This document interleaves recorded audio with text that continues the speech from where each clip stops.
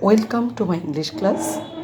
Dear student and viewers, I am Sheila Dotto, lecturer English. Hope you are well by the grace of Almighty God. I am also well. Today, I will discuss with conditional sentence. Let's start. Before starting today's discussion, I like to clear with the term conditional. What is conditional sentence? আমি বাংলায় বলছি। Dear student, conditional সেন্টেন্সের বিস্তারিত জানার আগে conditional sentence সম্পর্কে তোমাদের জানতে হবে। তাই আমি কন্ডিশনাল সেন্টেন্স সম্পর্কে একটি ক্লিয়ার ধারণা দিতে চাই। কন্ডিশনাল সেন্টেন্স হচ্ছে যে সেন্টেন্স দ্বারা শর্ত প্রকাশ করা হয়ে থাকে, অর্থাৎ একটি কাজ হওয়ার ক্ষেত্রে অবশ্যই আরেকটি শর্ত উল্লেখ থাকবে। কন্ডিশনাল সেন্টেন্স চেনার কতগুলো বৈশিষ্ট্য রয়েছে কন্ডিশনাল সেন্টেন্সের। সেটা হলো নাম্বার 1, ইফ, আনলেস, হ্যাড। এই শব্দগুলো দ্বারা কন্ডিশনাল সেন্টেন্স গঠিত হয়। নাম্বার 2, কন্ডিশনাল সেন্টেন্স মূলত কমপ্লেক্স সেন্টেন্স। নাম্বার 3, কন্ডিশনাল সেন্টেন্সে দুটি ক্লজ থাকে, একটি সাবঅর্ডিনেট ক্লজ এবং অন্যটি মেইন ক্লজ। কন্ডিশনাল সেন্টেন্সের বৈশিষ্ট্য সম্পর্কে তোমরা জেনেছ। এবার কন্ডিশনাল বা শর্তমূলক বাক্যের প্রকারভেদ নিয়ে আমি আলোচনা করছি। কন্ডিশনাল বাক্য মূলত দুই প্রকার, রিয়েল কন্ডিশন এবং আনরিয়েল কন্ডিশন। রিয়েল কন্ডিশনাল বা বাস্তব শর্ত আবার দুটি ক্যাটাগরিতে ভাগ করা হয়ে থাকে। Number 1, zero conditional. Number 2, first conditional. একইভাবে আনরিয়েল কন্ডিশনাল বা অবাস্তব শর্তমূলক বাক্যকে দুই ভাগে ভাগ করা হয়ে থাকে। Number 1, second conditional.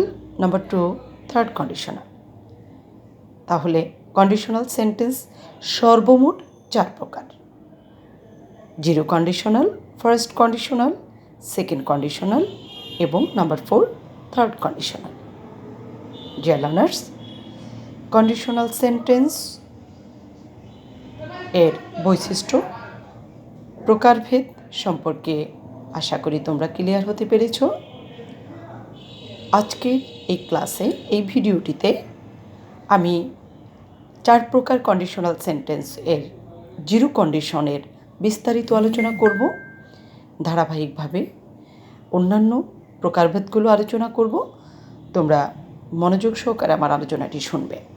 তো জিরো কন্ডিশনের বিস্তারিত আলোচনা শুরু করছি। জিরো কন্ডিশনাল মূলত বৈজ্ঞানিক সত্য, চিরন্তন সত্য বা স্বাভাবিক সত্য ঘটনাকে বোঝায়।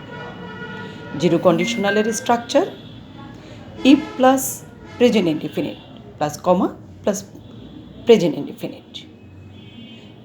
অন্য যে স্ট্রাকচার জিরো কন্ডিশনালে রয়েছে তা হচ্ছে if plus present indefinite plus comma plus future indefinite.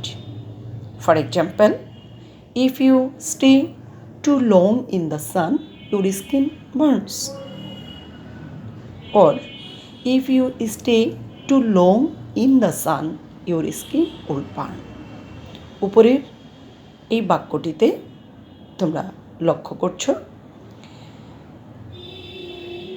স্বাভাবিক সত্য ঘটনাকে বোঝাচ্ছে, তাই কন্ডিশনালের নিয়ম অনুসরণ করে উভয় পাশে প্রেজেন্ট ইনডিফিনিট টেন্স ব্যবহার করেছি।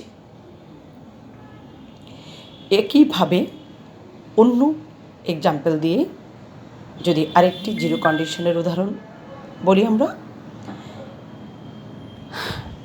If it is summer it feels hot. একইভাবে যদি ফিউচার ইনডিফিনিট টেন্সের নিয়মে জিরো কন্ডিশনের এই এক্সাম্পলটিকে সাজাতে চাই, তাহলে স্ট্রাকচারটি কী হবে? If it is summer it will feel hot. আশা করি এই দুইটি এক্সাম্পল থেকে জিরো কন্ডিশনের স্ট্রাকচার এবং এক্সাম্পল তোমাদের কাছে ক্লিয়ার হয়েছে। জিরো কন্ডিশনের একটি নোট আজকে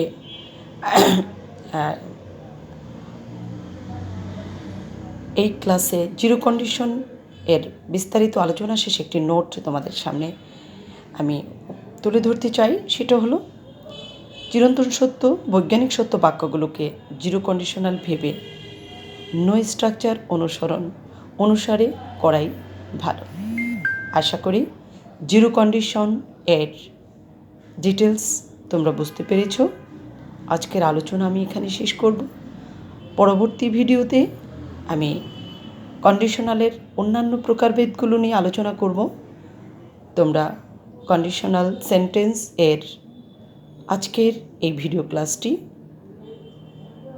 দেখে আশা করি অনেক উপকৃত হতে পারবে। সবাই ভালো থেকো। পরবর্তী ক্লাসে আবার কন্ডিশনের বিস্তারিত নিয়ে তোমাদের সামনে হাজির হব। Stay safe, keep learning.